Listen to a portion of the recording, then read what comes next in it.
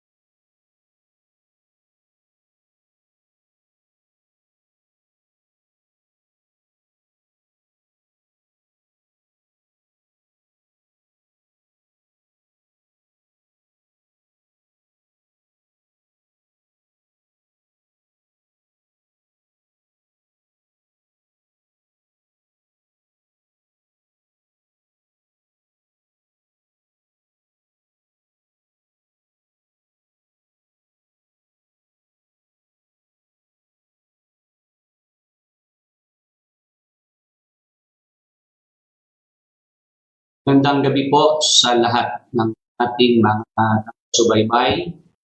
Ating programa ang Mabuting Daan Bible Program sa Facebook Live at sa YouTube.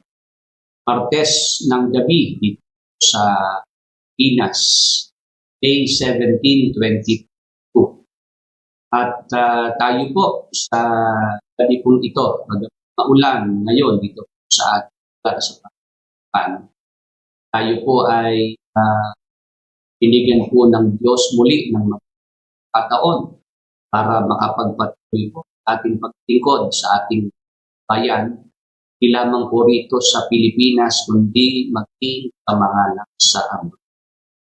Sa ating pong ginagawang pagdadala, paghahatid ng ating balita ng ating Panginoong Kristo sa pamamagitan po ng ating ginagamit na streaming ng Facebook.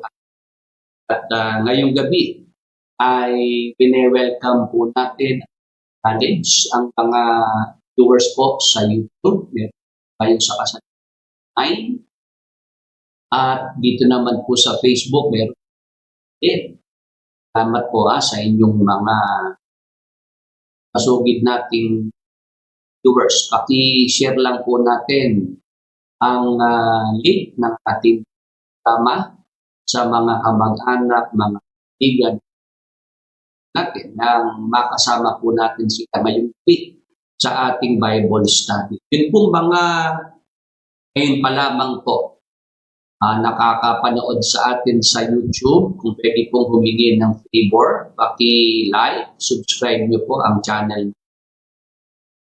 Paki-hit po ang notification bell para po kayo ay palaging notify ng YouTube pagka tayo po ay bagong upload na video sa YouTube. At kapag po tayo mayroong mga video, tayo po ngayon ay magpapatuloy na sa ating yung ating water baptism. Yan po ay sa darating na June 12. Alauna po yan ng hapon. Linggo po iyan pagkatapos po ng ating Sunday worship service. Kaya yun po mga viewers po natin na dado po na matanggap ang pinagkakaloob po natin na libre, walang bayad po na water baptism. Dito po sa Members Church of God in Jesus Worldwide. Paghandaan po natin yung June 12. Alauna po ng hapon dito sa Florida. Meron pong napakinggan ako sa radyo noong nakaraan, tutol po sa water baptism. Kanya pong ipinapangaral na hindi na raw po mahalaga na matanggap pa yung bautismo sa tubig. Ang binabasa po niya, sulat ni Apostol Pablo na hindi naman niya nauunawaan. Yan ho ang mahirap doon po sa mga hindi naman talaga pinagkalooban ng kaloob na pagtuturo. Nangangahas po na pagturo ng salita ng Diyos sa mga tao. Yun po yung mapanganib.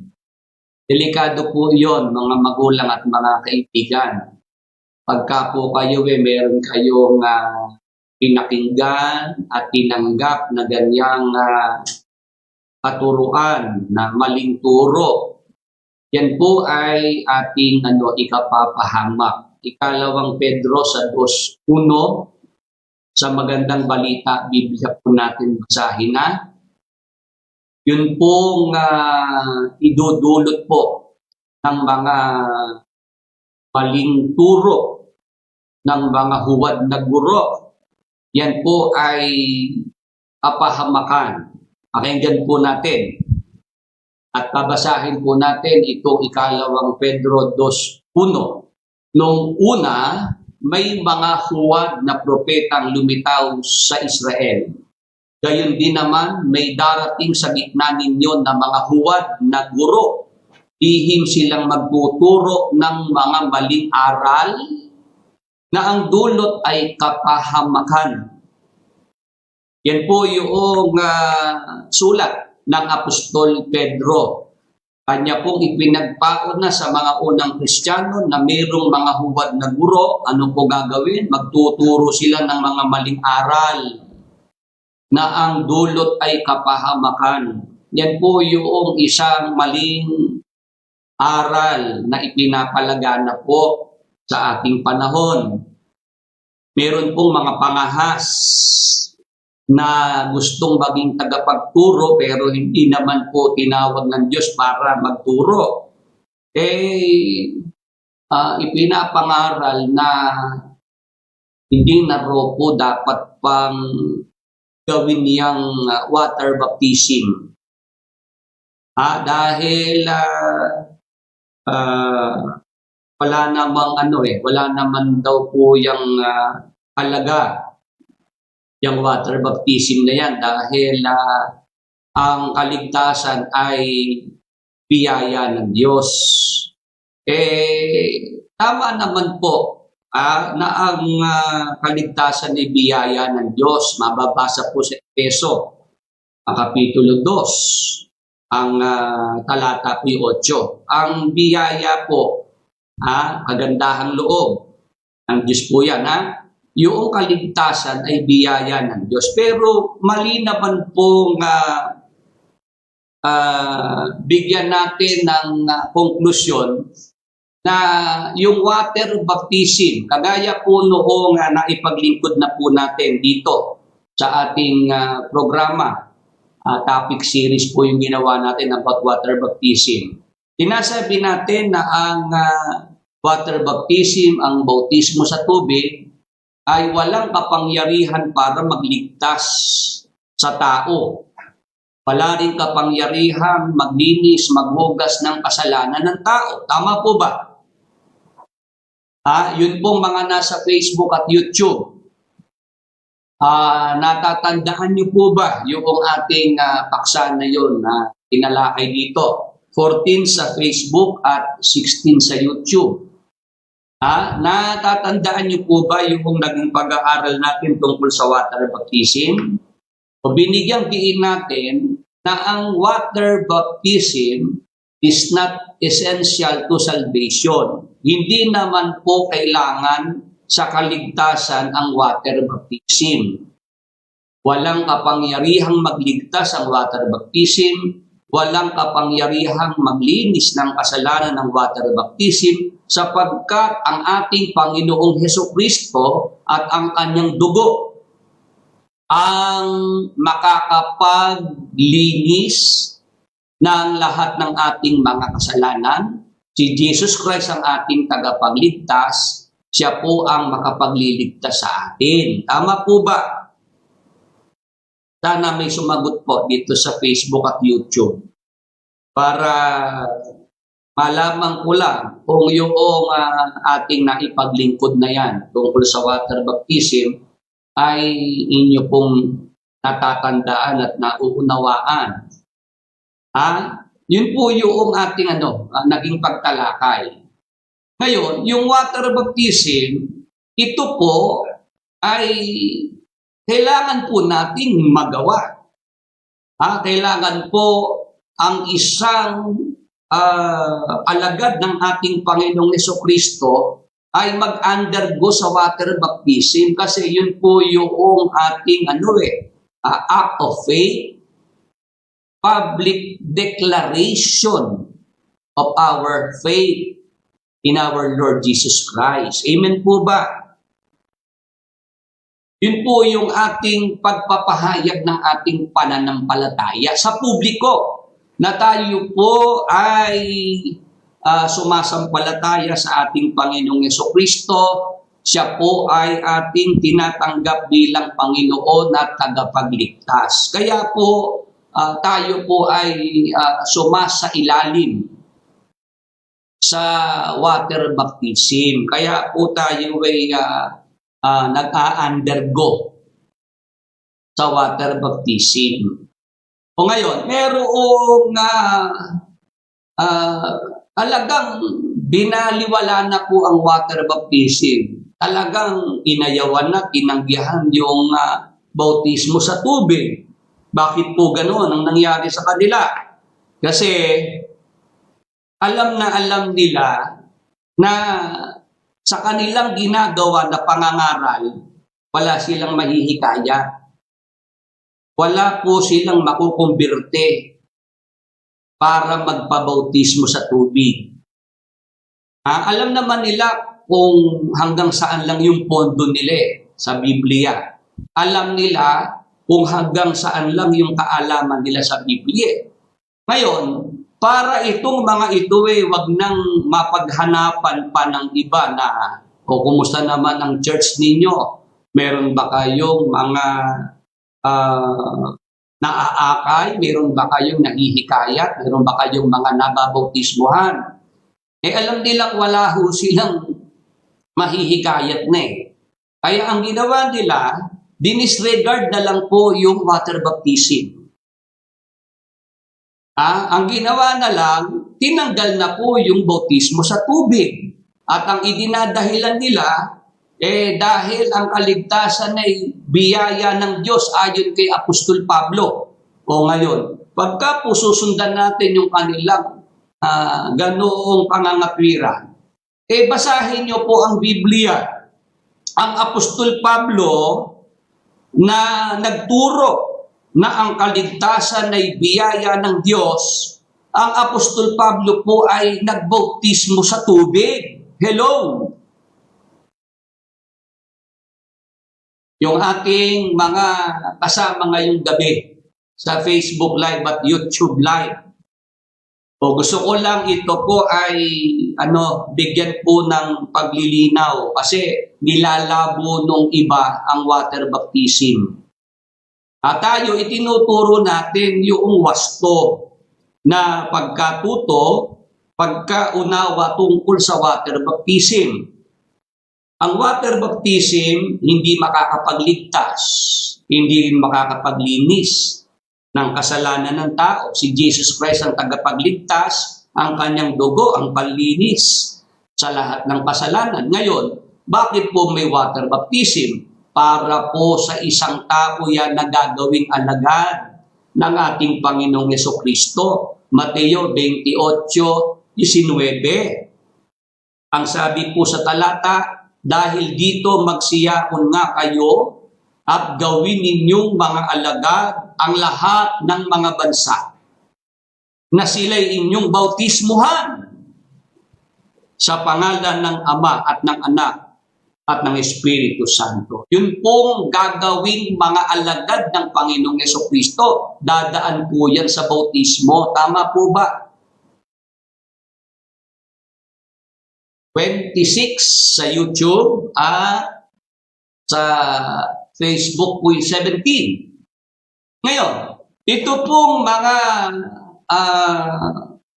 nagtuturo ngayon na hindi na kailangang gawin pa yung water baptism. Dahil ayon kay Apostol Pablo, ang kaligtasan ay biyaya ng Diyos. Hindi sila nagtatapat sa mga tao, hindi sila totoo sa kanilang pangangaral. Bakit? Hindi nila binabasa si Apostol Pablo na nagturo na ang kaligtasan ay biyaya ng Diyos. Si Apostol Pablo po ay nagbautismo sa tubig. May mga unang Kristiyano po sa iglesia, si Apostol Pablo mismo ang nagbautismo. O babasahin ko po sa isang talata ng unang Korinto, sa Kapitulo 1 at 16, ito po ang mababasa natin. At binautismuhan ko rin naman ang sangbahayan ni Estefanas. Maliban sa mga ito, di ko maalaman kung may nabautismuhan akong iba pa. Hello. May kausap po ba si Brother Willie ngayong gabi? Yan po yung katotohanan nasa Biblia. Yan po sa lokal ng Korinto. Si Apostol Pablo na nagturo na ang kaligtasan ay biyaya ng Diyos, ay yung bautismo sa tubig, ginawa rin po niya yun. May binautismuhan po siyang pamilya, sangbahayan ni Estefanas. Amen.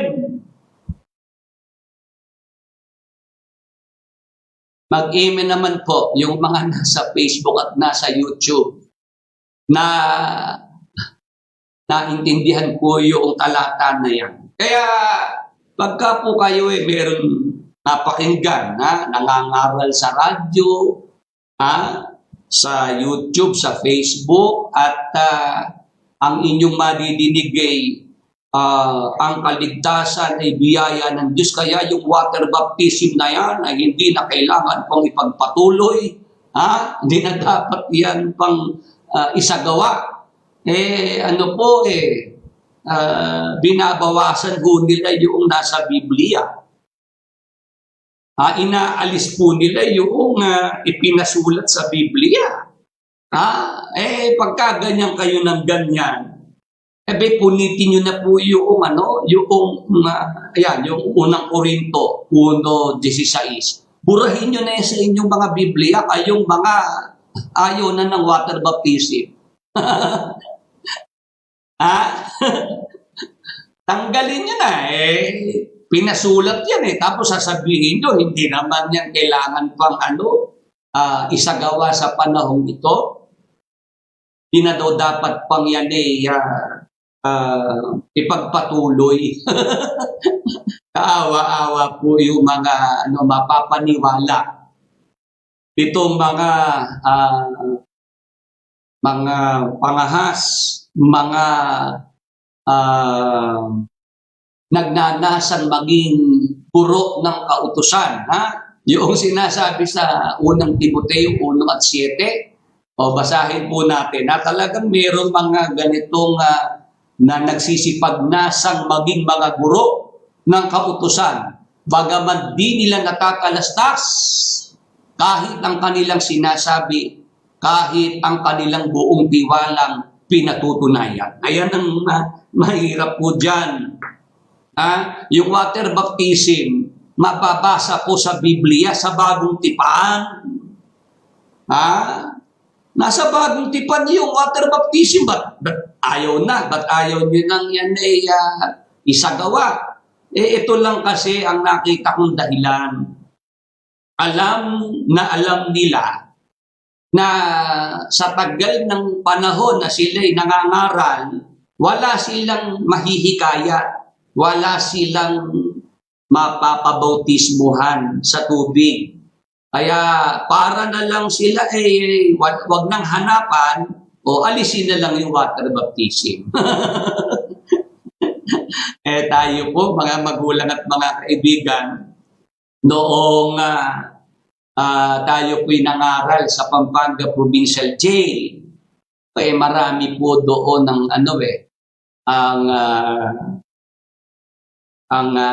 napabautismuhan.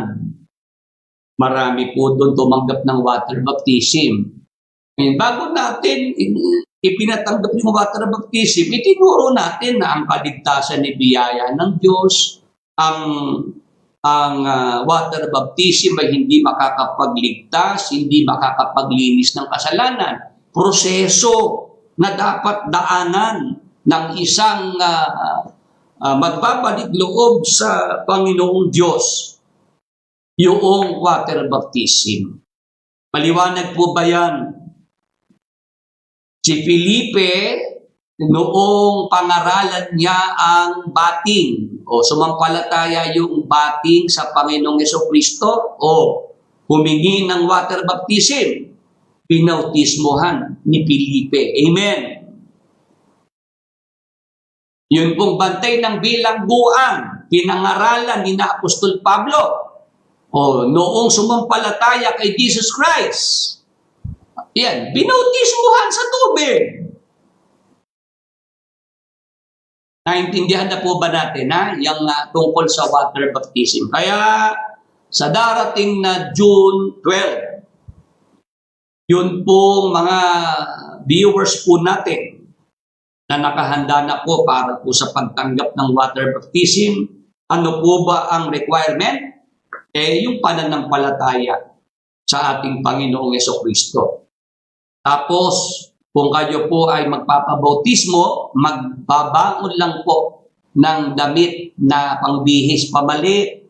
Yun lamang po, wala naman pong bayad yung water baptism na ating ipinagkakalo. Okay po? Yan ang ating kaunting patalastas. Tayo po ngayon ay sasagot po tayo ngayon sa isang katanungan na ating tinanggap. Ito po ay galing kay Carlo Lope. Ang kanya pong tanong, bakit po tinawag si Kristo na walang hanggang Ama sa Isaias 9:6? Ito po yung tanong na ating tinanggap kay Carlo Lope. Para po sa mga baguhan sa ating programa, pwede po kayong magtanong dito sa ating programa. Kaya lang po, may format po ang ating programa.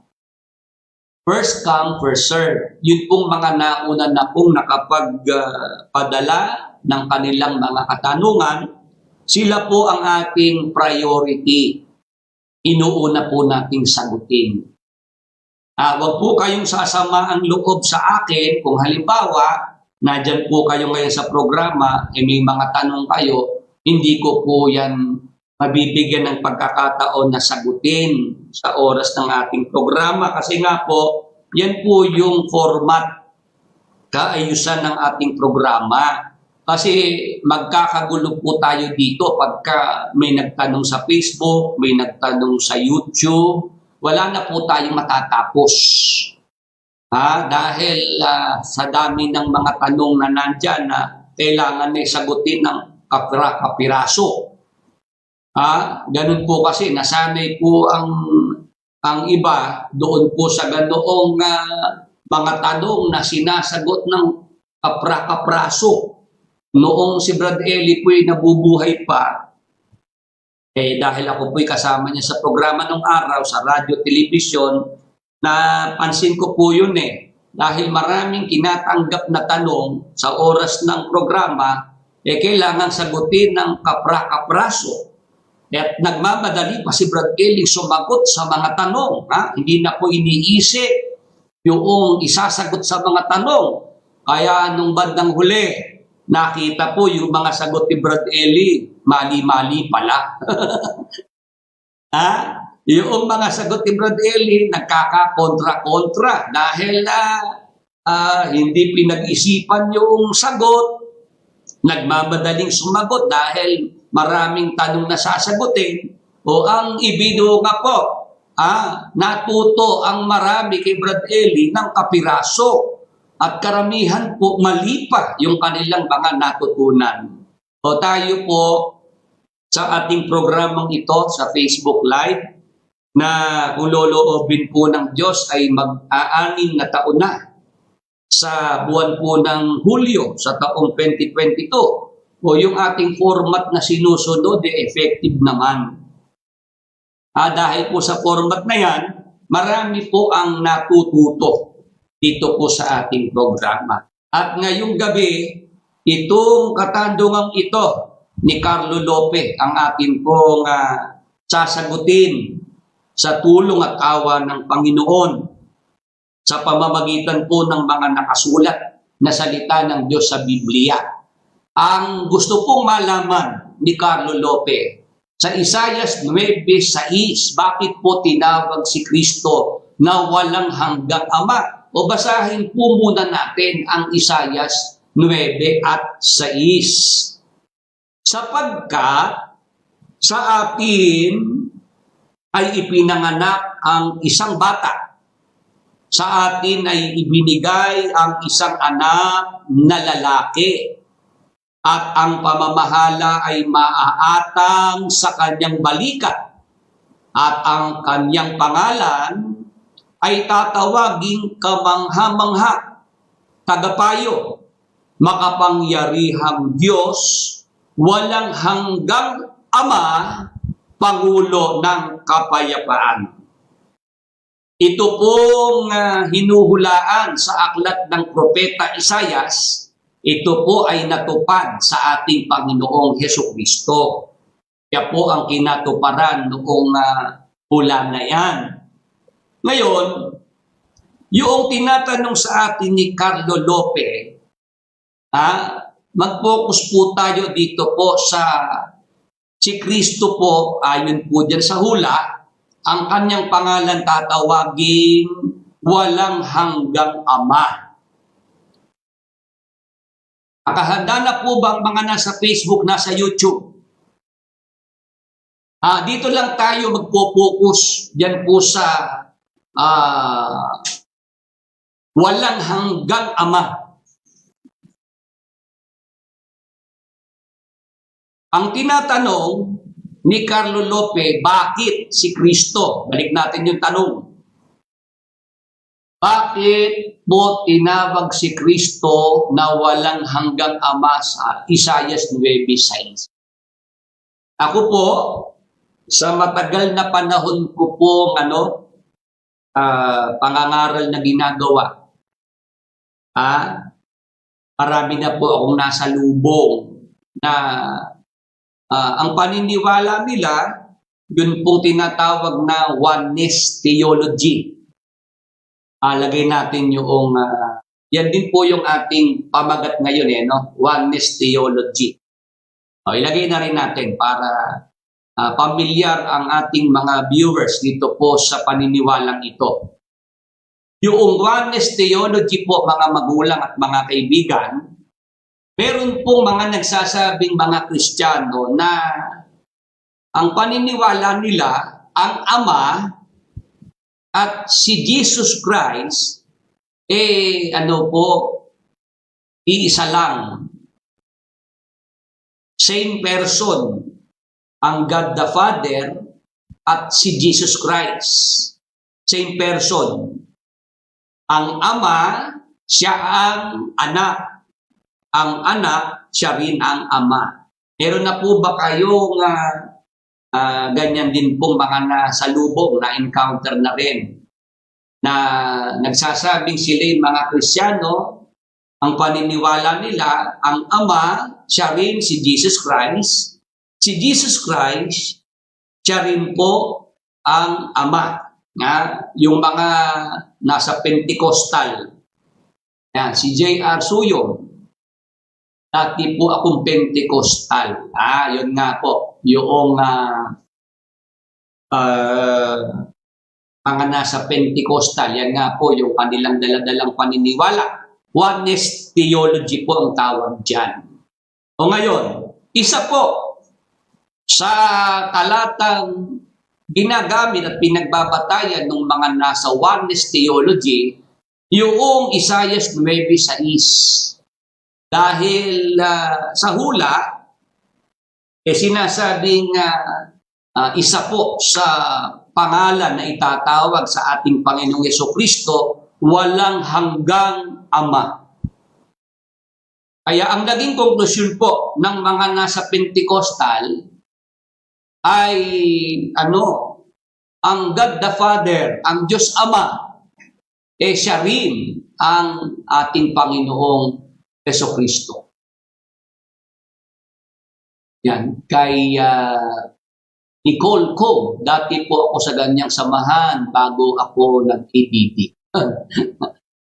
Di meron po tayong mga kasama po rito sa Facebook, YouTube na talagang familiar sila dyan po sa oneness theology.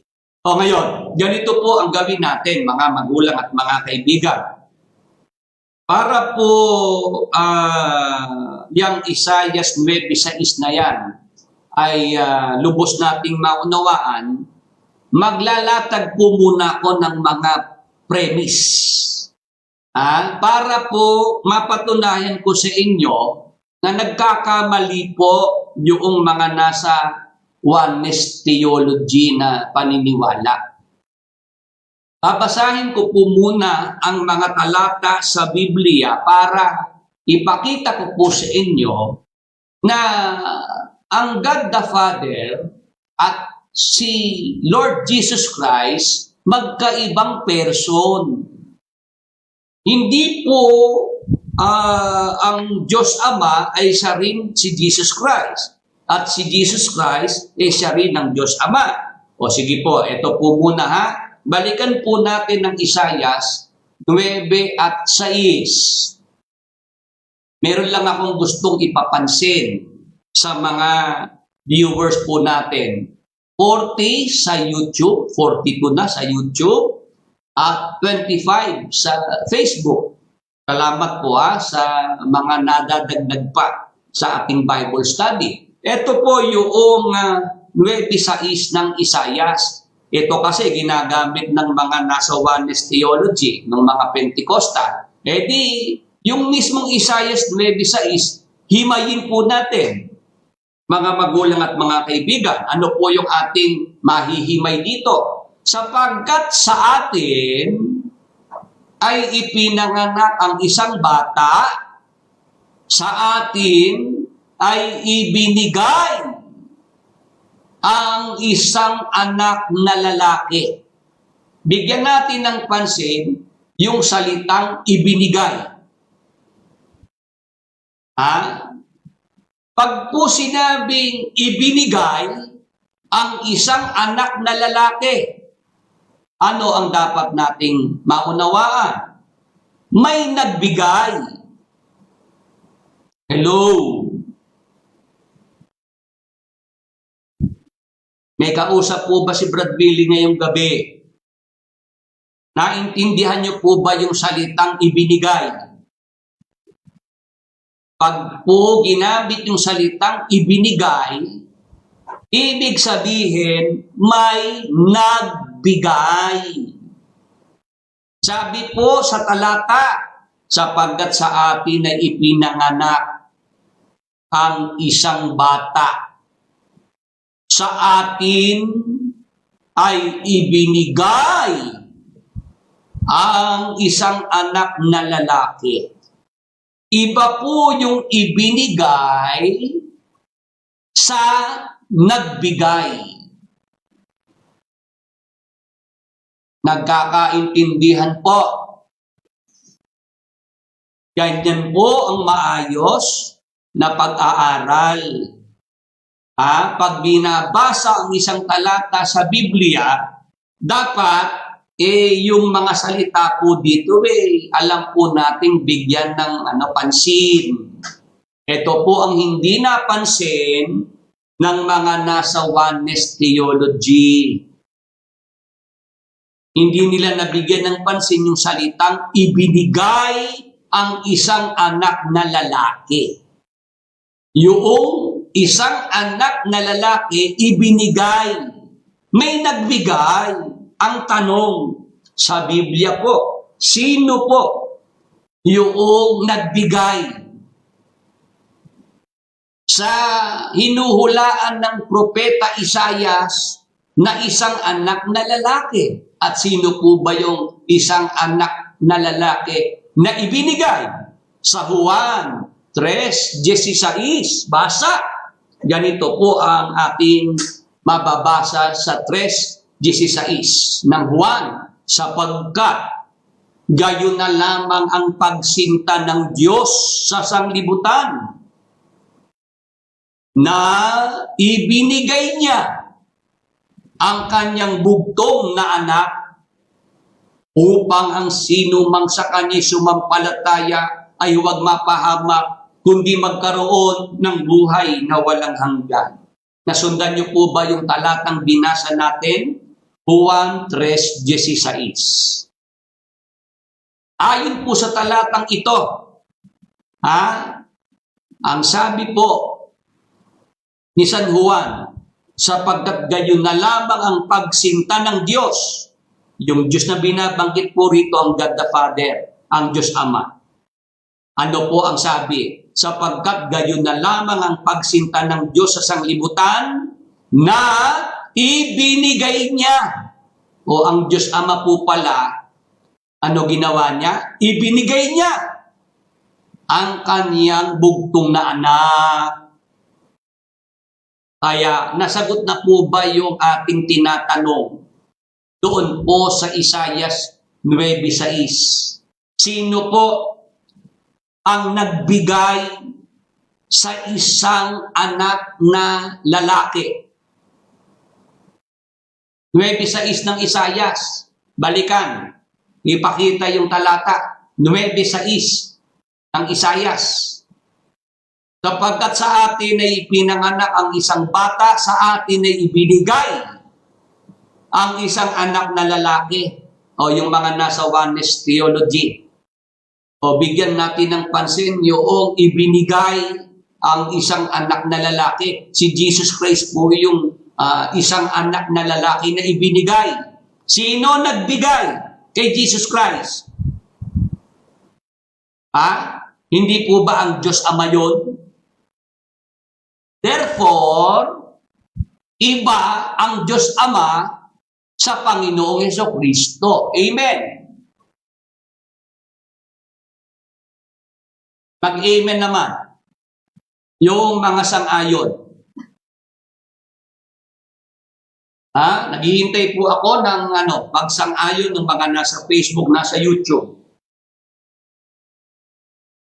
Mismo po ang Isaias 9:6 na ginagamit na batayan ng mga nasa paniniwalang oneness theology. O yun po mismo talata na yan ang magpapamali sa kanilang paniniwalang oneness theology. Bakit? Ang Diyos Ama ang nagbigay sa kanyang bugtong na anak sa ating Panginoong Hesukristo. Iba ang Diyos Ama na nagbigay sa bugtong na anak na ibinigay. Amen.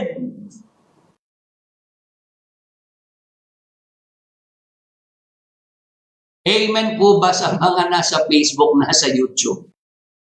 Kaya, pag binabasa natin ang Biblia, makikita natin, binabanggit, Diyos Ama.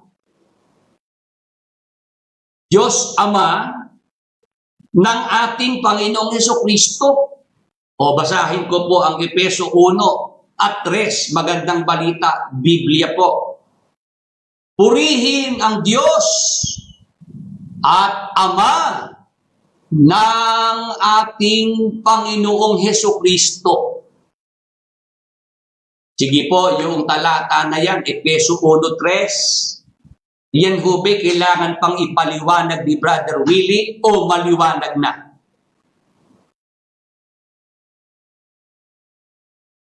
Kailangan ko pa po bang ipaliwanag ang Efeso 1:3? Binasa ko lang eh.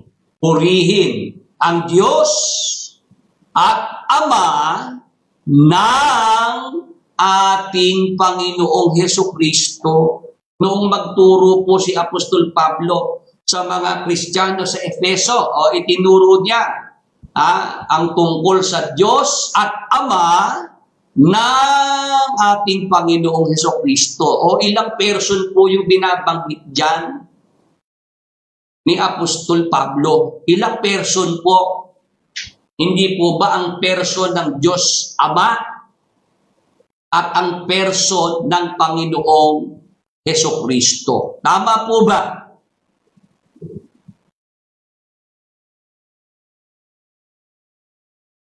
Nagkakaintindihan po ba sa mga nasa Facebook at nasa YouTube? Acknowledge lang natin yung mga nasa Facebook. Kaya po ngayon ni 27 na at 41 naman sa YouTube. Yan po ay ayon kay Apostol Pablo.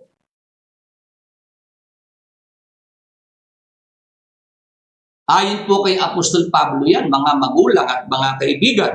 Ngayon, puntahan ko naman po itong sulat naman ng Apostol Pedro. Sa unang Pedro, sa magandang balita Biblia, babasahin ko rin po sa 1 at 3, ito naman po. Pasalamatan natin ang Diyos at Ama ng ating Panginoong Hesukristo. Tingnan niyo po yung sulat naman ng Apostol Pedro sa mga unang Kristiyano. Nagkakaisa sila at nagkakasundo sila ng sulat ng Apostol Pablo. Tama po.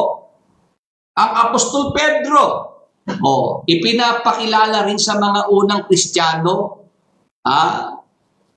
ang person ng Diyos Ama at ang person ng Panginoong Hesukristo.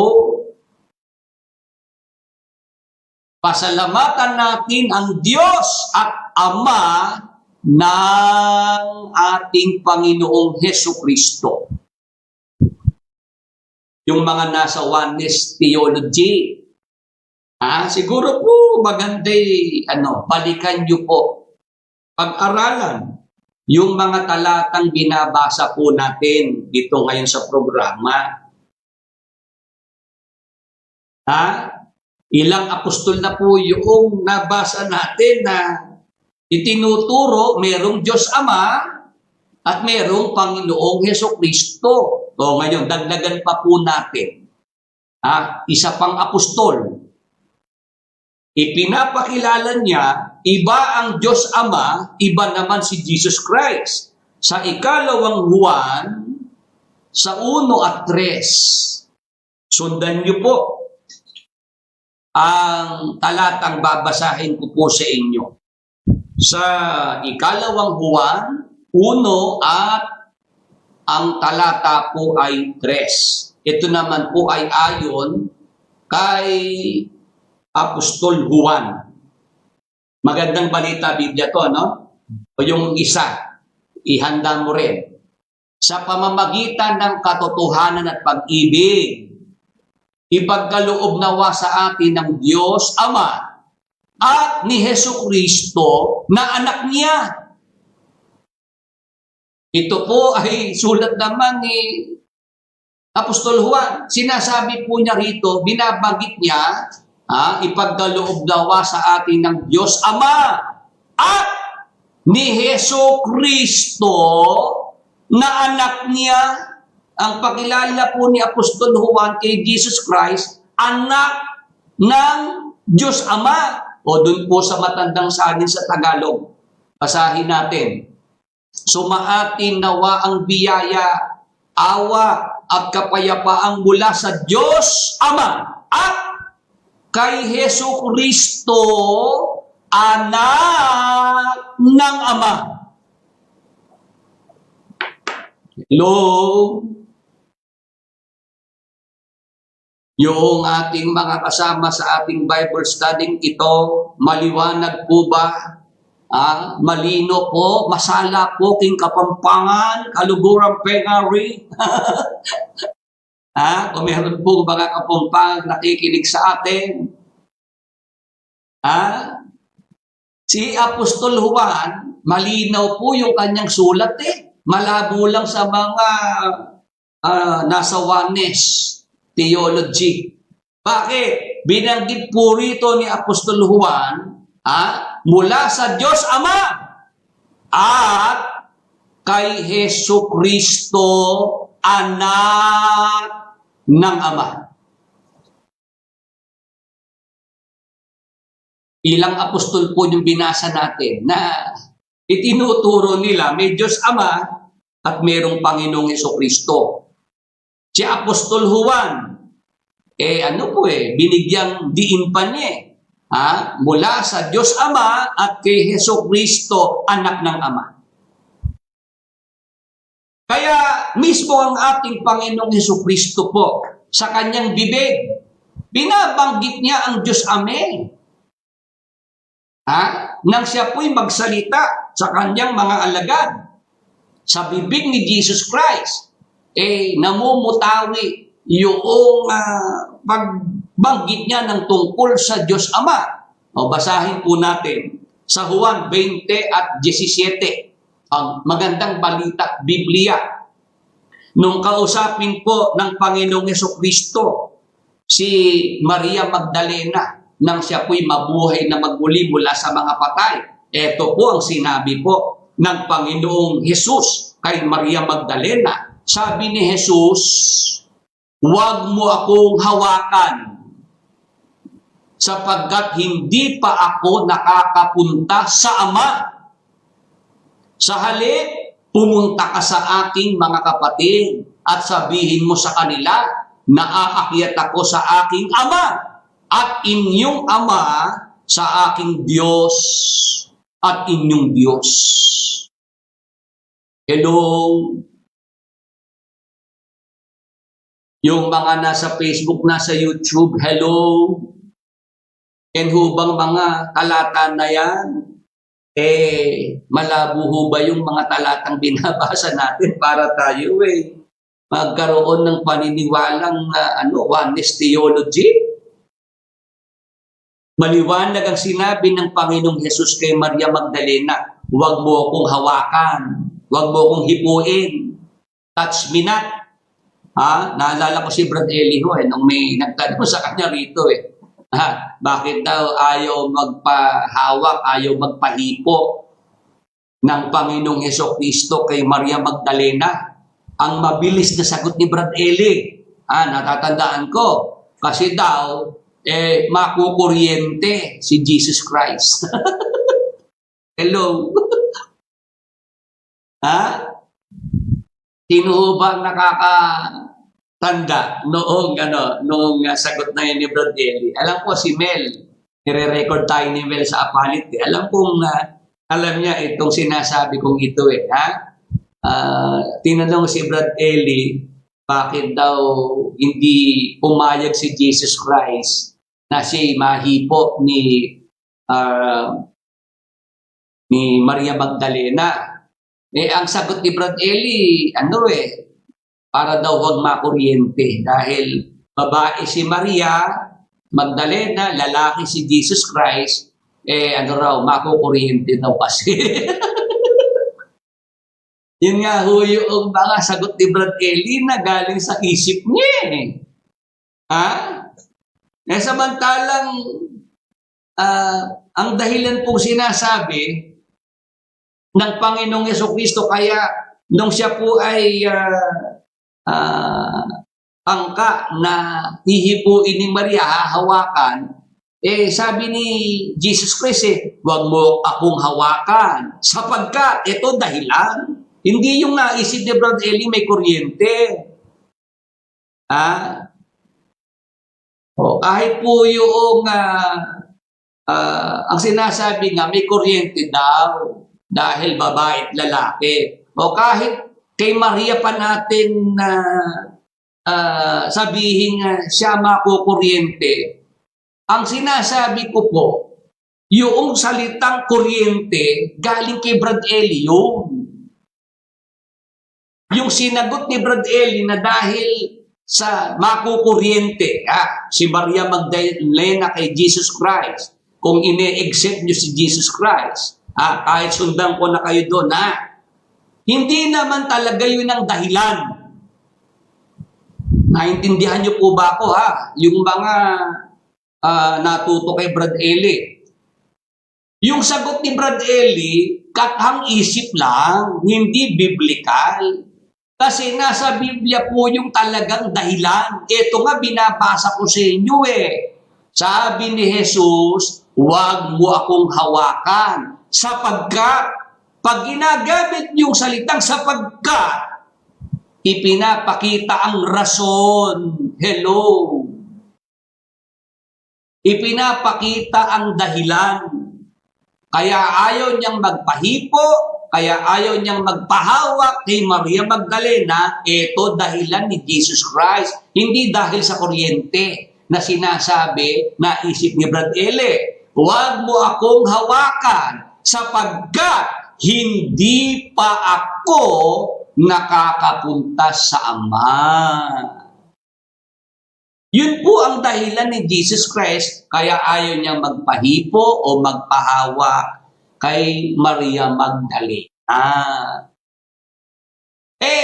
Si Jesus Christ nga po tumagal pa siya ng 40 days and 40 nights dito po sa lupa bago siya tuluyang umakyat sa langit Pero mababasa natin sa ibang pagkakataon, napahawak na, napahipo na si Jesus Christ sa kanyang mga alagad. Nagkakaintindihan po? Ano ibig sabihin? Kasi si Jesus Christ, nagawa na po niyang umakyat sa Ama. Hello? Nung mabuhay na mag-uli si Jesus Christ, meron na siyang maluwalhating katawan.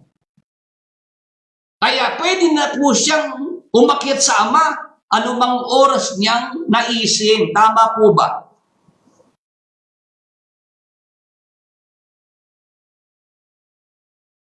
Tama po ba? Yung mga narito sa Facebook, YouTube. Naintindihan niyo po ba si Jesus Christ matagal pang namalagi sa ibabaw ng lupa kasama ang kanyang mga alagad. Ngayon, doon po sa loob ng 40 days na yon, 40 nights, mababasang pumayag na si Jesus Christ na si mahawakan, mahipo ng kanyang mga alagad. Kasi siya po'y nakapunta na sa Ama, nakaakyat na sa Ama. Ngayon, after 40 days, 40 nights, saka lang po siya tuluyang umakyat na sa langit. Tuluyan na po siyang pumaroon sa langit at hindi na po uli bumalik ito po sa lupa. Nagkakaintindihan. Yan ang sinasabi natin na mayroong ipinapakilala si Jesus Christ na aking Ama at inyong Ama sa aking Diyos at inyong Diyos. Kaya iba po talaga ang person ng Diyos Ama, ng God the Father, sa person ni Jesus Christ. Amen. Ngayon, time check. 10:00 na po pala ng gabi. Tayo po muna ay mag-break saglit. I-play lang po ang isang short video. Pagkatapos po ay ang ating pagpapatuloy po ng ating pagtalakay.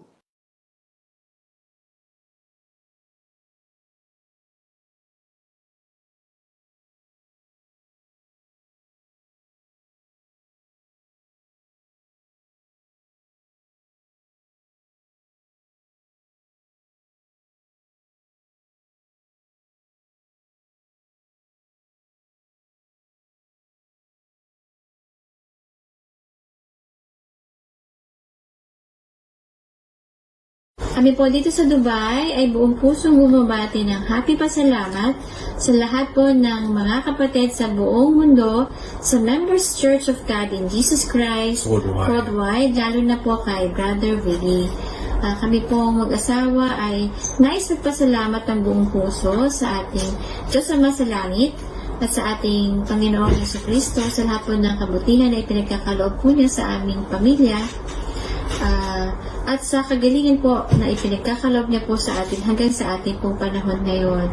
Ako po ay nagpapatotoo dahil po yung ipinagpray po ni Brother Willie at ng mga kapatid, yung akin pong atin nakaranas po ng bara sa kanyang puso. Ngayon po sa awa at tulong ng Diyos ay maganda na po yung kanyang pakiramdam. Doon din po sa mother po na classmate ko po na ipinagpray din po ni Brother Willie at ng mga kapatid na nakakaranas po ng pagkukulang po. Ngayon po nagpatotoo po yung aking classmate po na umokay na po yung pakiramdam po ng kanyang mother. Praise God po. At kundi po nagpapasalamat po ako sa kalusugan po na ini-enjoy po ng aming pamilya. Ngayon, yun po malaki pong pagpapasalamat ko po sa Diyos.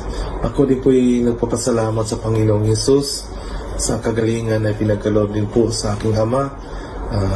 Sa instrument na si Brother Willie po, nanalangin po din po sa aking ama. Sinabayan ko rin ng panalangin. Instant kagalingan po pinagkaloob sa aking father. Meron po siyang chickenpox. Talagang inimabot ng isang linggo po ang kagalingan na pinagkaloob po. At sa trabaho ko po, meron pa rin pa akong work. Salamat din sa Panginoong Hesus na blessings po na ipinagkaloob sa akin ngayon na ito po magpataguyod po sa mga banal na gawain at sa aking pamilya din po. Salamat sa Panginoong Hesus. Kay Brother Willie, salamat din po sa lahat po ng mga kapatid, sa lahat po ng mga panalangin ay pinagkaloob po sa atin ng Panginoong Hesus. Thank you po sa lahat.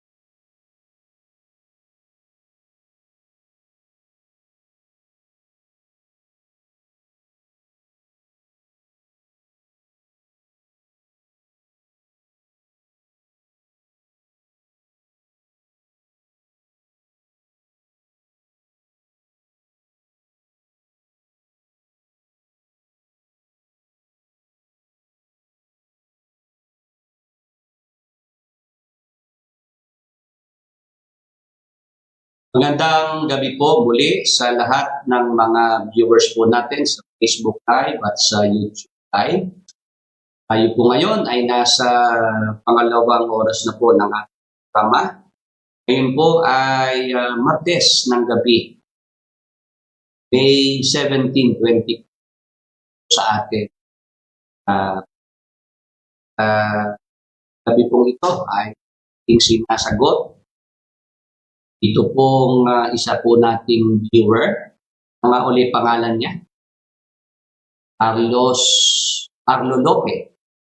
Ang kanyang katanungan po, bakit po tinawag si Kristo na walang hanggan sa Isaiah 9:6? Ito pong 6 ng Sayas kung saan ay binabanggit na ang ating Panginoong Hesukristo po'y tinatawag na walang hanggang Ama. Nagkaroon po ng paniniwala dyan ng marami. Yung ang paniniwala po yung oneness theology na ang God the Father, siya rin si Jesus Christ. Si Jesus Christ, siya rin ang God the Father. Sa unang oras po natin, yung mga talatang binasa natin mula sa Biblia, napatunayan ko po sa inyo na magkaibang person ang God the Father at ang ating Panginoong Hesukristo. Ang ating Panginoong Hesukristo ay pinapakilala na anak ng Diyos Ama. Kaya iba ang person ng Diyos Ama sa person ng ating Panginoong Hesukristo. Ngayon, meron naman po ang sinasabi nilang tungkol dyan po sa nababasa natin na may Diyos Ama, merong Panginoong Hesukristo. Ang sinasabi naman po nung ibang paniniwala, yun naman daw po ay manifestation daw naman yun. Doon ika sa panahon ng Old Testament, yun ikang God the Father ang manifestation. Ngayon ika sa New Testament, ang manifestation na ika ay yung si Jesus Christ. Hello. Ganyan po ang ng mga nagsasalimbayan ng mga paniniwala ng mga nasa iba't ibang mga sekta, sa iba't ibang mga grupo ng relihiyon. Ang ginagamit naman nilang term ay manifestation. Sa Old Testament, ang manifestation ay yung pagiging God the Father. Hindi ka noong isugo na dito sa lupa, sa New Testament, ang manifestation naman daw, yung pagiging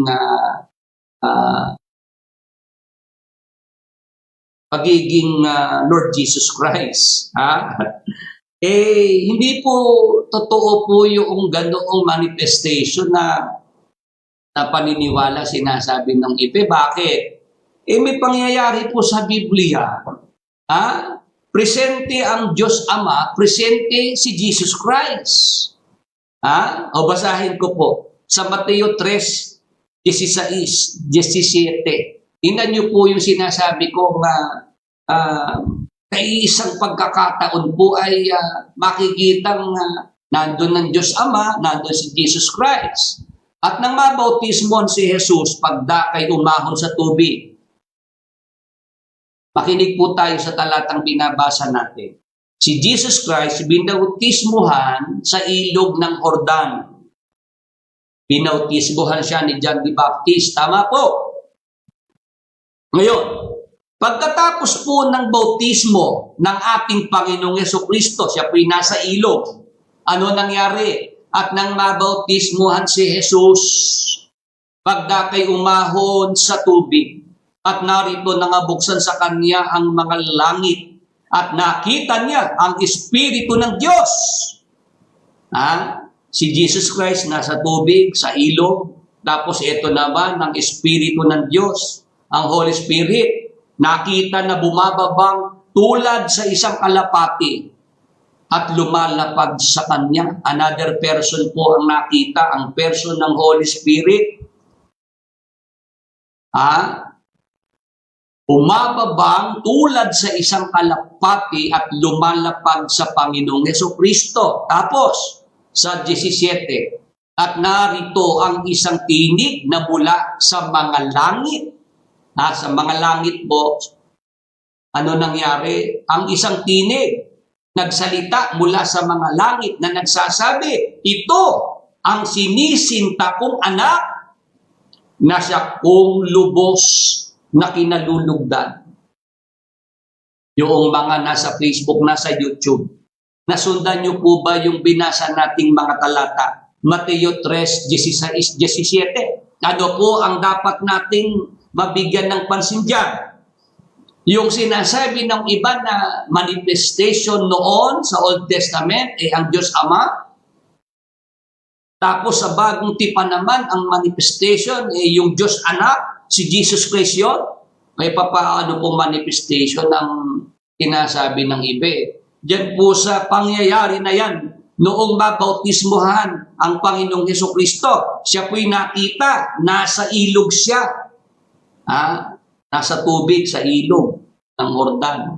Ito naman ang Holy Spirit. Galing sa langit. Lumalapag sa ating Panginoong Hesukristo tulad sa isang kalapate. Tapos mula sa mga langit, ito naman, ang Diyos Ama nagsalita. Ito ang sinisingta kong anak. Ibig sabihin, diyan po sa isang eksena na yan, sa isang pangyayari na yan, nakita po yung person nila sabay-sabay. Tama po ba? May kausap po ba si Brother Willie?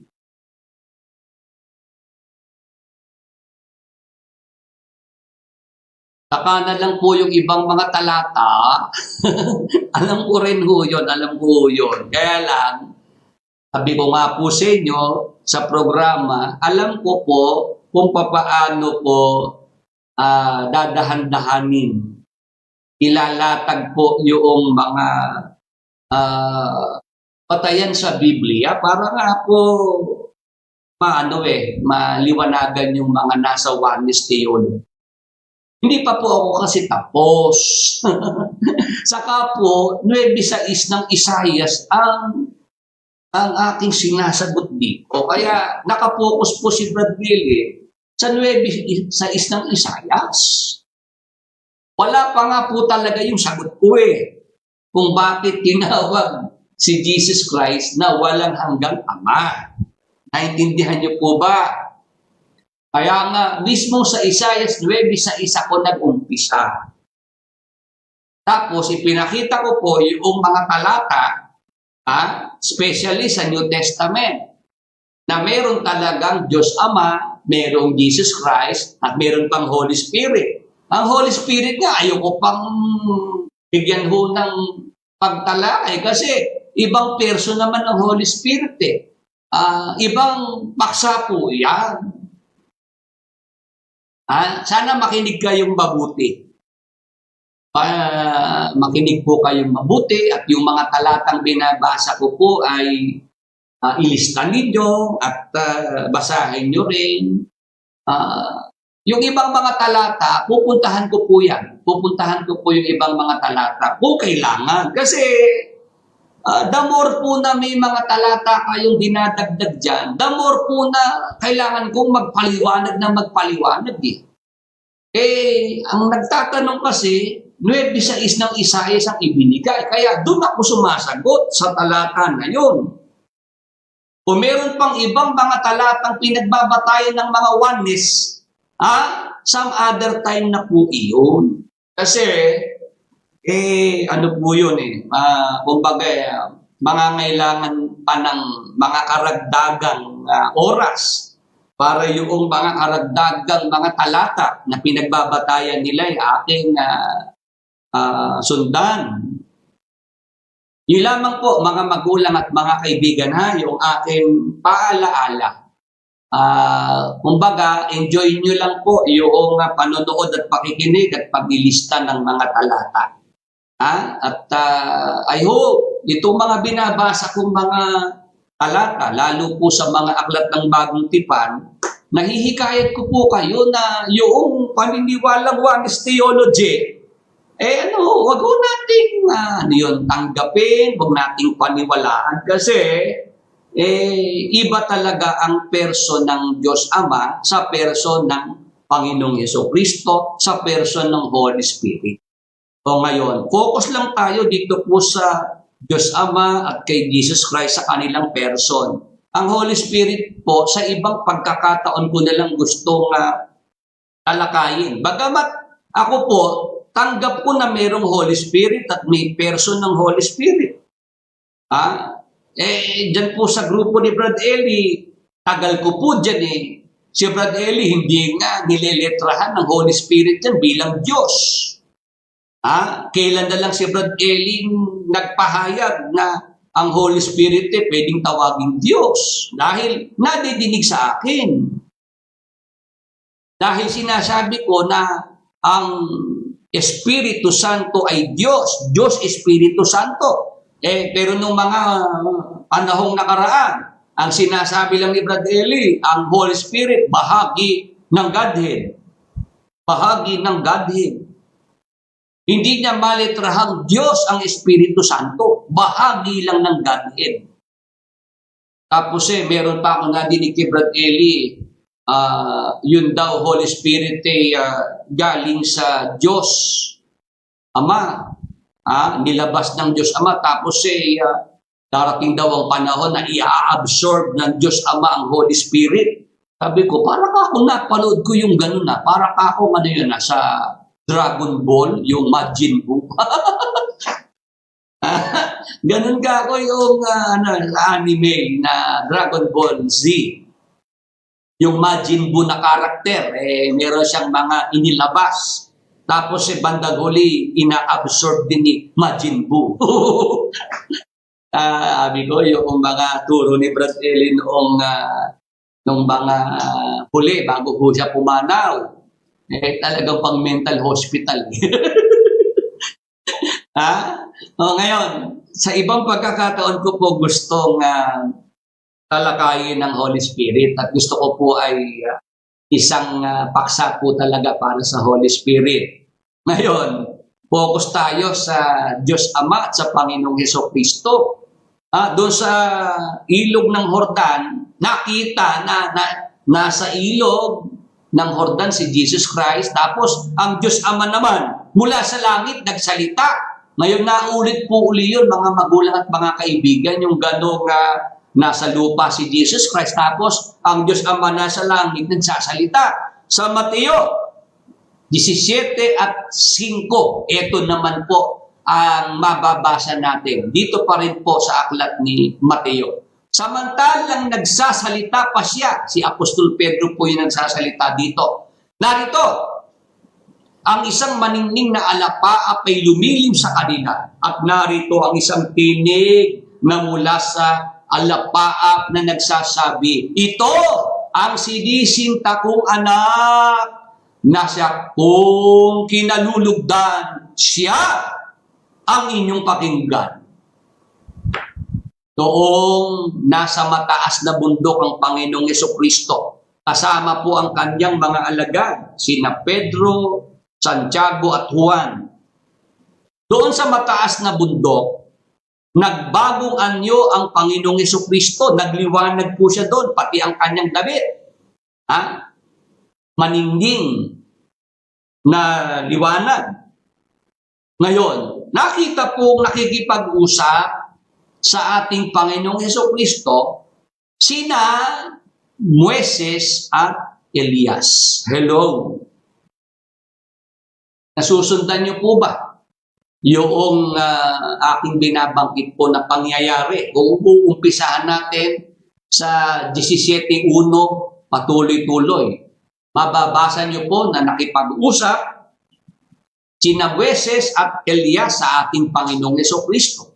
Ngayon, si Apostol Pedro, namangha po siya doon sa panoorin na yun. Kaya siya nagsasuggest na siya'y magtatayo ng mga kubol, tabernakulo, isa kay Jesus Christ, isa kay Moises, isa kay Elias. Ngayon, hindi pa po tapos si Apostol Pedro sa kanyang sinasabi, sa kanyang suggestion.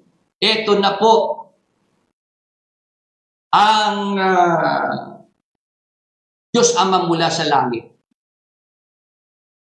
Ang sabi ng tinig ng Diyos Ama mula sa langit, ito ang sinisinta kong anak na siya kong kinalulugdan. Siya ang inyong pakinggan. Ayan, may pakita mo nga uli si Carlo Lope para dito kay Messer. Paano po yung Isaias na walang hanggang ama? Nalilito din po ako doon. Kasi ang akala ko patungkol lahat yon sa Panginoong Hesus. Pero may sinabing walang hanggang ama. Yan nga po yung aking sinasagot. Kaya lang, hindi ko pwedeng bigla-bigla na lang sagutin. Kailangan po, i-consider niyo po yung mga talatang binabasa kung wala pa kami na. Kung kayo po'y bagong bukas lang, bagong join lang po dito sa Bible study, much better po makinig muna kayo. Ha? Mas maganda ho makinig muna kayo kasi hindi nyo naumpisahan yung ating programa. Diyan ko nga po inumpisahan kay Carlo Lope yung kanyang tanong. Ngayon, si Brother Willie po may estilo, may style ako na hindi naman po pwede agad sagutin ko na bakit walang hanggang ama ang tawag. Dahil nga paniniwala ng oneness yan, eto po, nilatag ko muna yung mga premise. Kumbaga po sa isang bakuran na may mga dawag, may mga sukal, dapat linisin ko muna yung mga sukal na yan. Para i-clear muna lahat. Naintindihan niyo po ba? Welcome po kayo dito. Kaya lang, dahil ito po'y Bible study, at kung kayo'y na-late sa pag-join, mas makakabuti po na makinig kayo ng makinig po na. Ganun po para ako yung pagsasalita ko rito, tuloy-tuloy, dire-diretso. Ang inyo pong tungkulin ngayon ay makinig. Wag ho kayo magtanong sa akin on the course ng discussion.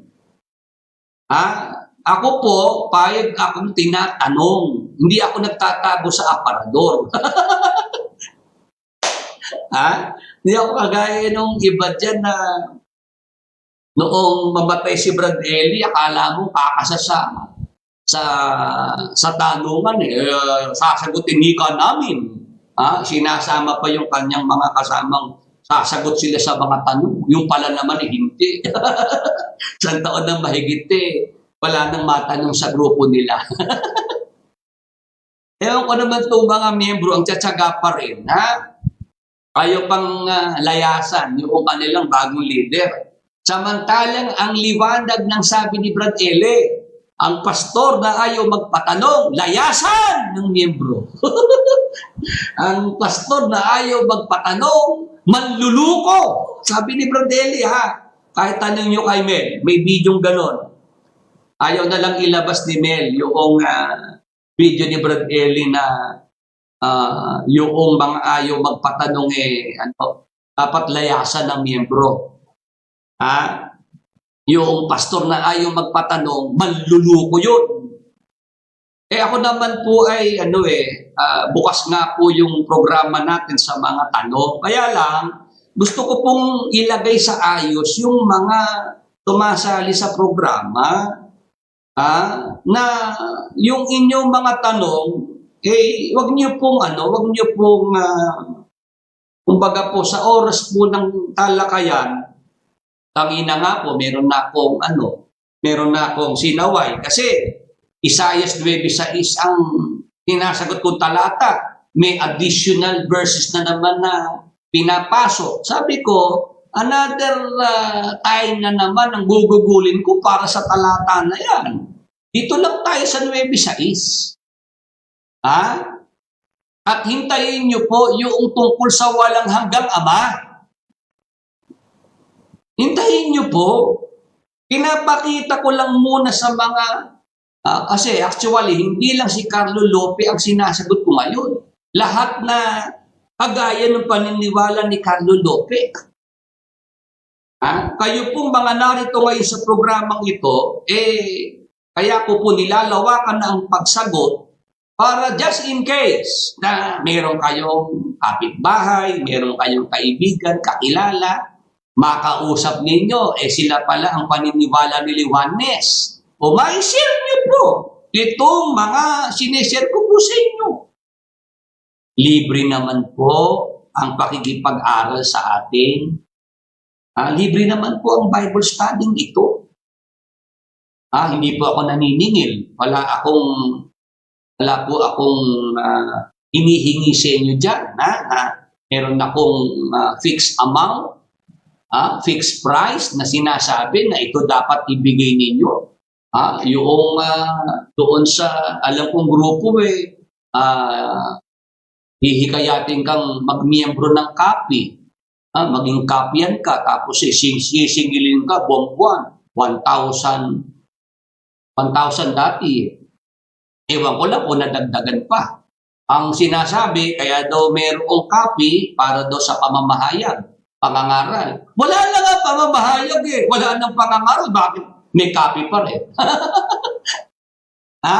Wala na nga eh. Practical eh. Hindi na nangangaral yung inyong bagong leader. Wala na pong pangangaral sa Brazil. Stop na po ang gawain ng pangangaral sa Brazil. Tapos, dahil wala na silang maidadahilan, nag-iisip ng paraan para makakolekta pa rin. Naisip, mangolekta ng para dyan sa ospital, 400 million pesos ang halaga. Kaya di nagbigay ng mga miyembro dahil pinupush ng mga opisyales. Nagbigay pa ng deadline para sa 400 million budget na yan. Tapos malaman-laman hindi na pala itutuloy. Paano na yung mga nag-donate? Yung mga nagbigay para dyan sa 400 million na yan. Ayaw namang magpatanong. Yan nga ang yan diyan kayo lugi. Dahil hindi nyo na matatanong yung inyong bagong leader. Kuya, paano naman po yung aming na-donate doon po sa hindi na matutuloy na pagbili ng ospital na 400 million? Kuya, dagdag na tanong, yun bang mansion sa Brazil ni Brad Eli? Ano na ho ba nangyari doon? Bakit naman po yung private nurse ang nakatira doon sa mansion ni Brad Eli? Marami kasi tanong na dapat sagutin, kaya yung inyong bagong leader umiwas na sa mga tanong. Ngayon, sa ating pinag-uusapan, si Jesus Christ nung nasa mataas na bundok, ang Ama mula sa langit ay nagsalita. Ito ang sinisinta kong anak na siya kong kinalulugdan, siya ang inyong pakinggan.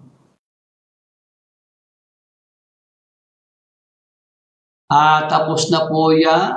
Buhay pa si Brad Eli. Marami na pong ganyan na Brad Willie, amunin mo nga ng debate, magpalathala ka.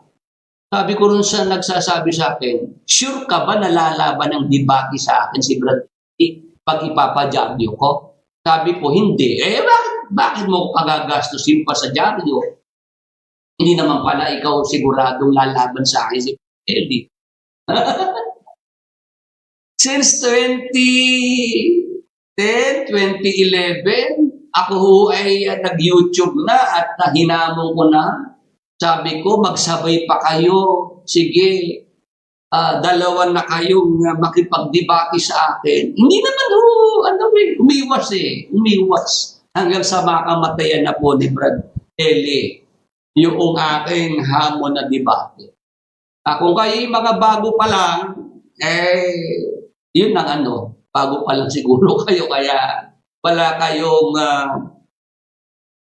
hindi nyo alam na matagal na yung among debate na yan. At sa lahat ng umalis sa grupo ni Brad Eli, si Brother Willie Santiago lang po ang iniwasan ni Brad Eli na makasagutan. Noong araw, pag kami umalis sa grupo ni Brad Eli, nagsalita kumontra, nagsalita sa radyo, susundan ni Brad Eli sa radyo. Nagsalita kumontra sa TV, susundan ni Brad Eli sa television. Ako po, nung kumontra sa YouTube, sa Facebook, ang Brad Eli Soriano, hindi po sumubok na ako po ay kontrahin. Doon kayo mag-isip, bakit nagkaganon si Brad Eli? Ngayon, kung si Brother Eli, hindi nga po nakipagdebate, hindi nakipagdiskusyon, kayo ba'y mag-asa pa na yung kuya ninyo yung lalaban? Kayo ba'y meron pang ganong natatanaw, nakakasapay ang inyong kuya? Yan nga lang magpatanong, ayaw gawin, makipagdebate pa. Naman. Naman. Sana magising na po kayong mga fanatics. 1 taon na rin namang mahigit. Yung mga sinabi ng inyong mga KNP, mga ministro, walang totoo doon kahit isa. Naka-frequency ni Brad Eli si Kuya, hindi nag-uusap yung talata, kayang ipaliwanag ni Kuya. Bakit nung mawala si Brad Eli? Wala na walang paksa yung inyong Kuya, Bible exposition ginawa. Wala Kasi hindi nga totoo na ka-frequency. Hindi totoo na pag nawala si Brad Eli, yung karunungan, masasalin, malilipat. Kaya yung mga fanatics, wag kayong pakinig sa programa ko kung hindi nakahanda ang inyong tainga, hindi nakahanda ang inyong loob. Bakit daw si Brad Eli ang tinatapik ko? Si Brad Eli, nung nabubuhay pa, naghamon na kung may mga mali siya na itinuturo, i-expose siya. At sasagot naman daw si Brad Eli. Tapos nga nung ako na ang nag-e-expose, umiwas ng umiwas, siniraan na lang ako ng siniraan, pinapadimanda na lang ako. Yan ang ginawa ni Brad Eli. Sa halip na sagutin ako, ang ginawa ay character assassination, ang ginawa ay pinapasampahan ako ng kaso, dinidimanda ako para ako maipakulong. Ngayon, yung mga fanatics na gusto lang mang-istorbo, manggulo, wag na ho natin bigyan ng ng pansin pa. Tuloy tayo sa ating pinag-uusapan. Si Jesus Christ nasa bundok kasama ang kanyang mga alagad. Ngayon, yung Diyos Ama mula sa langit nagsalita. Ito ang sinisinta kong anak na siya kong inalulugdan. Siya ang inyong pakinggan. Kaya diyan pa lang makikita natin, ang Diyos Ama na sa langit, si Jesus Christ naman nasa ibabaw ng mataas na bundok. Nag-usap. Nangusap ang Diyos Ama. Nadinig ng kanyang mga alagad. Ngayon, may pagkakataon naman po sa Biblia, mga magulang at mga kaibigan, nagsalita si Jesus Christ sa Ama, ang Ama mula sa langit, sumagot naman kay Jesus Christ. Basahin ko po ang Juan 12:28. Tingnan niyo po yung sagutang nangyari sa pagitan ng Diyos Ama at ng Panginoong Hesukristo. Sabi ng Panginoong Hesukristo, Ama, luwalhatiin mo ang iyong pangalan. Dumating nga ang isang tinig na mula sa langit na nagsasabi, niluwalhati ko na at muli kong luluwalhatiin. Hello, yung ating mga kasama, nakita niyo po yung pangyayaring ito na ang Panginoong Hesukristo po'y sinabihan niya ang Diyos Ama na nasa langit, Ama, luwalhatiin mo ang iyong pangalan. Sumagot naman ang Ama mula sa langit. Sabi, niluwalhati ko na at muli kong luluwalhatiin. Yung mga nasa oneness theology dyan, paano nyo ngayon ipapaliwanag ito? Si Jesus Christ nasa lupa, nagsalita siya sa Ama. Ang Ama nasa langit, sumagot naman ang Ama mula sa langit. Paliwanag po ba? Yung mga nasa Facebook, YouTube, ngayon po ay 58 ang nasa YouTube. 37 ang nasa Facebook. Praise the Lord. Hallelujah. Salamat po sa mga nadagdag pa sa ating Bible study. I-consider po natin mga magulang, mga kaibigan, mga kapatid kay Kristo, Lalo po yung mga nasa oneness theology. Consider natin yung direksyon. Nasa lupa si Jesus Christ, nasa langit naman ang Diyos Ama. Kaya nga si Jesus Christ, pagka tumatawag sa Diyos Ama, tumitingala pa. Tumitingala sa langit. O basahin natin. 17:1 ni San Juan.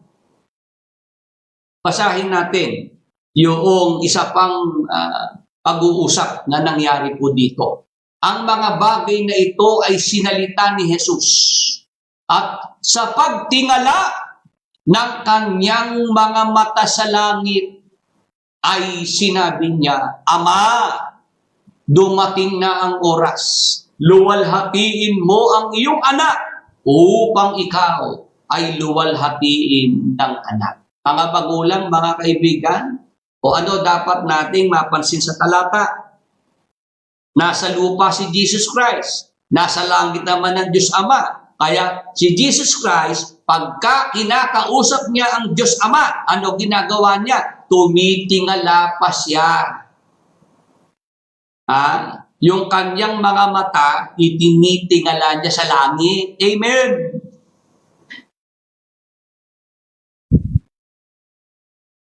Pag-amen naman po, yung mga nasa YouTube, nasa Facebook. Habang ako po'y umiinom dito ng sanaba, para ako po'y huwag malatin. Malamang ko lang, kung yan hubang mga talatang binasa natin, tumasang-ayong kayo. Na magkaiba ang Diyos Ama at ang Panginoong Hesukristo. Ang Diyos Ama nasa langit, hindi umaalis sa langit. Si Jesus Christ, yung naparito sa lupa. At maraming pagkakataon, nag-uusap ang mag-ama. Ngayon, ang ating Panginoong Hesukristo po, si Jesus Christ, yung tawag sa kanya na Kristo, Christ.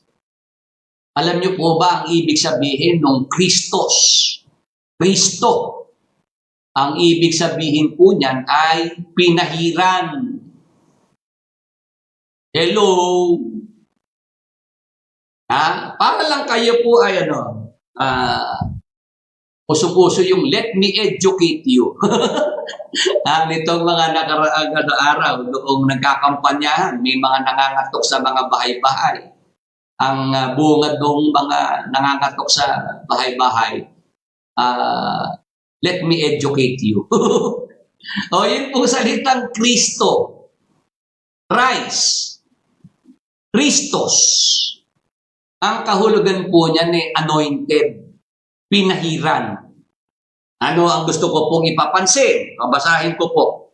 Ang Lucas 4:17-18. Doon po sa salitang Kristo o pinahiran.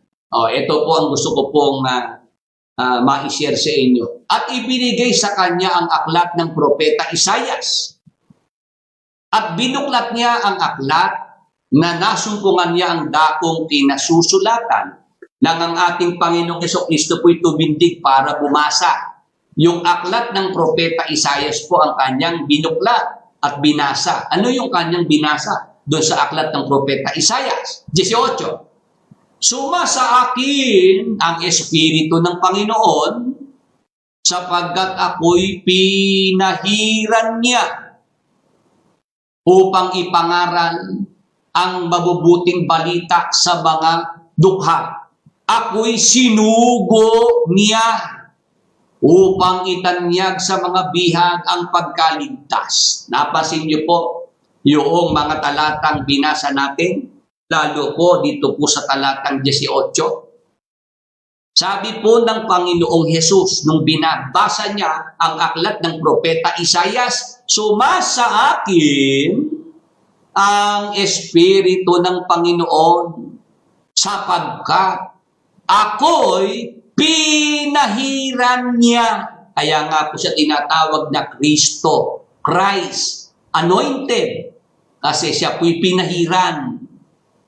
Pag sinabing pinahiran, may nagpahid. Amen. Mag-amen naman po yung mga nasa Facebook, nasa YouTube. 60 na ang nasa YouTube. Sa Facebook naman, i-update lang natin, 41. Praise the Lord! Tayo po'y 100 na mahigit. At marami po yan, nanonood sa atin sa Facebook, YouTube, pamilya yan. Isang pabrika, minsan, isang kumpanya nanonood sa atin. Ngayon, bigyan natin ng pansin yung pagiging Kristo ng ating Panginoong Hesukristo. Yung salitang Kristo, Christ, ang ibig sabihin po'y anointed o pinahiran. Pag sinabing pinahiran, may nagpahid. Tapos sabi pa ng Panginoong Hesukristo, ako'y sinugo niya. Si Jesus Christ sinugo. Pagka sinugo, may nagsugo. Amen. Mag-amen naman ang mga sang-ayon dyan at tanggap yan at nauunawaan po yung mga binibigyan po natin ng paglilinaw. Ito po yung napalampas at hindi na pinansin nung mga nasa oneness theology. Si Jesus Christ, pinahiran. May nagpahid kay Jesus Christ. Sabi pa niya, ako'y sinugo niya upang itanyag sa mga bihang pagkaligtas. Sinugo si Jesus Christ. Ibig sabihin, may nagsugo sa ating Panginoong Hesukristo. Iba ang sinugo, iba ang nagsugo. O ngayon, tanong, sa pagiging pinahiran, pagiging anointed, pagiging Kristo, sino ang nagpahid sa ating Panginoong Hesukristo para siya maging pinahiran, maging anointed? Basa, Gawa 10:38. Ito po ang ating mababasa. Sa makatwid bagay, si Jesus na taga Nazaret, kung paanong siya'y pinahiran ng Diyos. Hello? Hello? Sino po ayon sa Biblia ang nagpahid sa ating Panginoong Hesukristo kaya po siya pinahiran? Yan po sa Gawa 10:38, sabi ng Apostol Pedro, sa makatwid bagay si Jesus na taga Nazaret, kung paanong siya'y pinahiran ng Diyos, ng Espiritu Santo at ng kapangyarihan, na naglilibot, na gumagawa ng mabuti at nagpapagaling sa lahat ng mga pinahihirapan ng dyablo sapagkat sumasa kanya ang Diyos. O kaya po si Jesus Christ ay tinatawag na anointed, Kristo, Christ, kasi ang Diyos Ama ang nagpahid, ang nag-anoint kay Jesus Christ. Amen.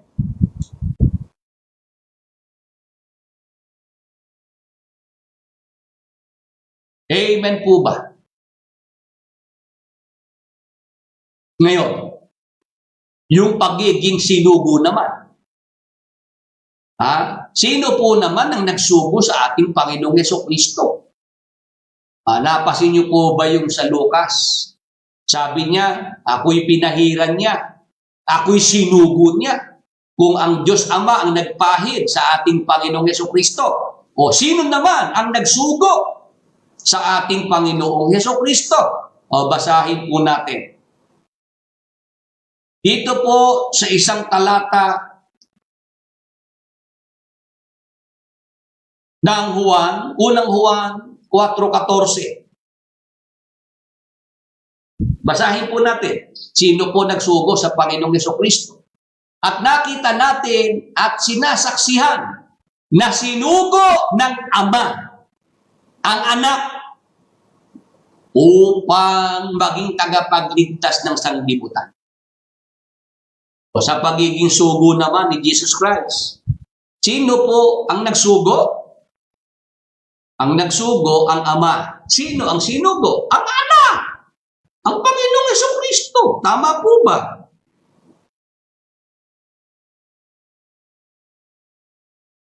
Yan pong mga talata na yan. Ay, hindi po ba maliwanag naman?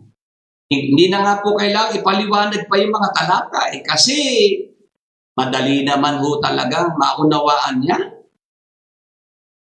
Kaya yung mga nasa oneness theology. Ito po yung mga talatang binasa po natin mula sa Biblia. Bigyan niyo po yan ng oras. Basahin, pag-aralan, humingi po tayo ng guidance, ng patnubay sa Holy Spirit para po maunawaan po nating lubos. At nang tayo po'y makaalis na po dyan sa ganyang paniniwala na oneness theology.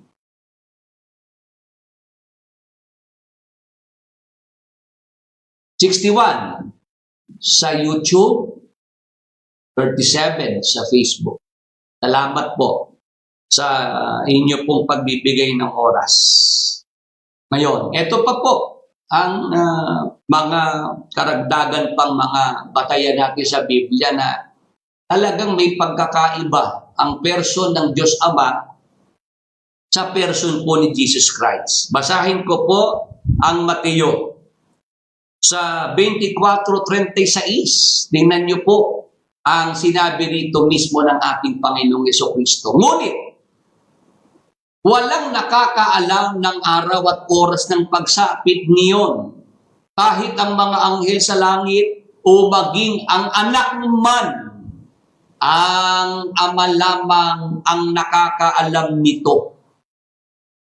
Ang binasa ko po'y Mateo 24:36, magandang balita Biblia. Sinabi mismo ni Jesus Christ tungkol sa araw at oras. Ngunit walang nakakaalam ng araw at oras ng pagsapit niyon, kahit ang mga anghel sa langit o maging ang anak man. Ang Ama lamang ang nakakaalam nito. Doon po sa araw at oras na si Jesus Christ ay muling babalik dito po sa lupa.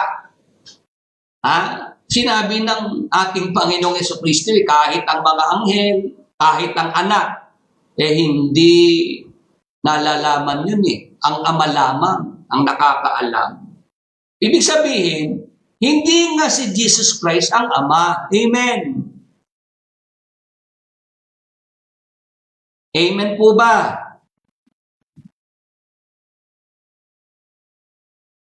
Yan po yung isa pang dapat nating mapansin dyan. Ipinapakilala ni Jesus Christ ang nakakaalam ng araw at oras ng kanyang muling pagbabalik. Ang Diyos Ama lamang. Ngayon, Brother Willie, ngayon ba alam na ni Jesus Christ kung kailan siya babalik dito? Alam na! Brother Willie, hindi ba sabi nga ni Jesus Christ, ang Ama lamang ang nakakaalam? Kailan? Noong si Jesus Christ po ay nasa lupa pa. Kasi si Jesus Christ, nung nasa lupa, hinubad niya yung pagkapantay niya sa Diyos. Kaya nagkaroon ng limitasyon si Jesus Christ nung siya nasa lupa. Pero pagkatapos po na si Jesus Christ, mamatay sa krus, mabuhay na mag-uli, at bumalik na sa langit. Nasa langit na po ang Panginoong Jesucristo. Alam na po ba ngayon ni Jesus Christ yung araw at oras ng kanyang pagbabalik? Ano po ang sagot ng mga nasa Facebook, nasa YouTube? consider natin yung time element para huwag tayong malilito dyan. Noong nasa lupa pa si Jesus Christ, hindi niya talaga alam. Hindi siya nagsisinungaling. Hindi niya alam ang araw at oras ng kanyang muling pagbabalik. Pero nang siya po ay bumalik na sa Ama, kasama na po ngayon ng Ama sa langit, alam na ni Jesus Christ yung araw at oras ng kanyang pagbabalik dito po sa lupa. Nagkakaintindihan po. Ngayon, sa Mateo 24:36, ipinapakilala lamang ni Jesus Christ kung ano ba ang kapangyarihan ng Ama. Nasa power ng Ama yung pagkaalam ng araw at oras. Ang katunayan po, sa Gawa 1:6-7, basahin po natin ang sinabi ni Jesus Christ tungkol sa kanyang Ama. Ngunit, nang muling magkatipon si Jesus at ang mga alagad, nagtanong sila kay Jesus, Panginoon, itatatag na po ba ninyong muli ang kaharian ng Israel? Ito ang tanong ng mga alagad sa Panginoong Jesucristo nung siya mabuhay na maguli. Panginoon, itatatag na po ba ninyong muli ang kaharian ng Israel? Excited na po ang mga alagad na masaksihan na yung kaharian ng Israel maitayo, maitatag na muli. Ano sagot ni Jesus Christ? Tuloy ang basa. Sumagot si Jesus, ang mga panahon at pagkakataon ay itinakda ng Ama sa kanyang sariling kapangyarihan at hindi na kailangan pang malaman ninyo kung kailan iyon. Nakita niyo po mga magulang at mga kaibigan, mga kapatid kay Kristo, ipinapakilala ni Jesus Christ ang power, ang kapangyarihan ng Ama.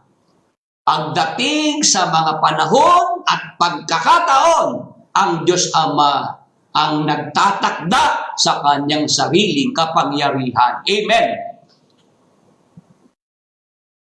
Amen po ba? I hope niyang mga verses na binasa natin sa Biblia, nakatulong po yan sa atin, lalo po sa mga nasa paniniwalang oneness theology. Ngayon, ang tinatanong sa atin ni Carlo Lope, balikan natin yung kanyang tanong, bakit po tinawag si Kristo na walang hanggang Ama sa Isaiah 26? Yan, ito naman ang aking sagot, kapiraso lang ha. I-disregard nyo na po yung paniniwala na si Jesus Christ dahil tinawag na walang hanggang Ama, siya na po ang Diyos Ama. Siya rin ang God the Father. I-disregard nyo na po yung ganong paniniwala. Kasi sa dinami-dami ng mga talatang binasa ko, pinatunayan ko po sa inyo, iba ang God the Father kay Lord Jesus Christ. Ngayon, bakit? Ano dahilan? Kaya si Jesus Christ, tinawag na walang hanggang Ama. Yan naman po ang ating itutuloy sa Huwebes na kung loloobin ng Panginoon. Doon ko na po sasagutin yung tanong ni Carlo Lope. Saka nung isa pa kanginang yan din yung naisip na talata.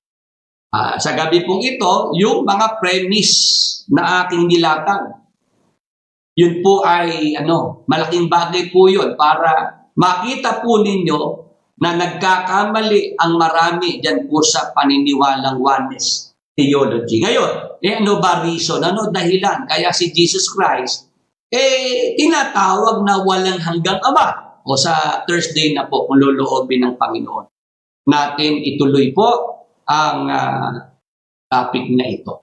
Samantala, merong mga prayer request po tayo ngayong pagbibigyan. Nagpapasalamat po si JT. Salamat po sa Diyos at naging normal na ang menstruation ni Naomi Isabel Trinidad after prayer request last week. Salamat po sa kagalingan na ipinagkaloob sa inyong anak, Naomi Isabel Trevino.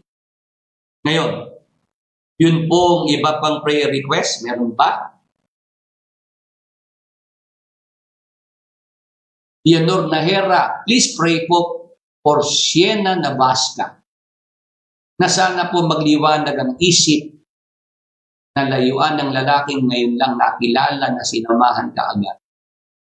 Okay po, mag-pray po tayo para sa liwanag ng isip kay Siena Nabasca. Sa pangalan ni Jesus at sa dugo ni Jesus, inuutusan ang kadiliman na bumabalot sa isip ay umalis kay Siena Nabasca.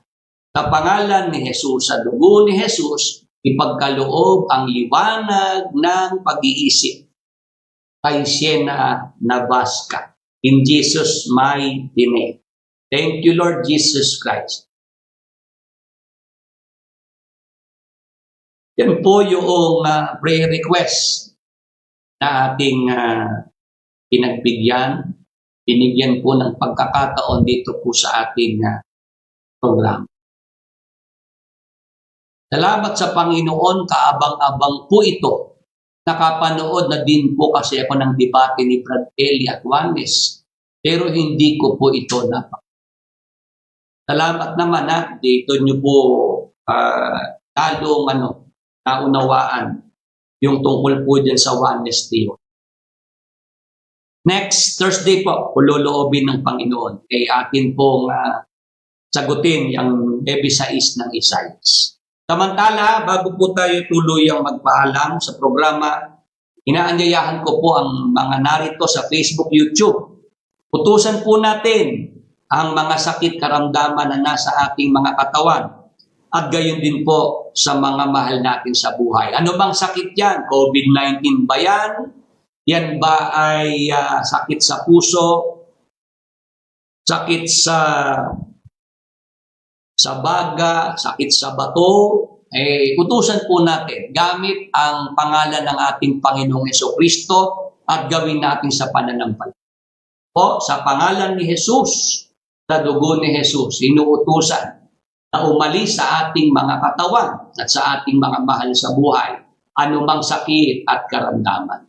Sa pangalan ni Jesus at sa dugo ni Jesus, padaluyin ang kagalingan, kasiglahan, kalakasan sa ating mga katawan at sa ating mga mahal sa buhay. Be healed and be restored in Jesus' mighty name.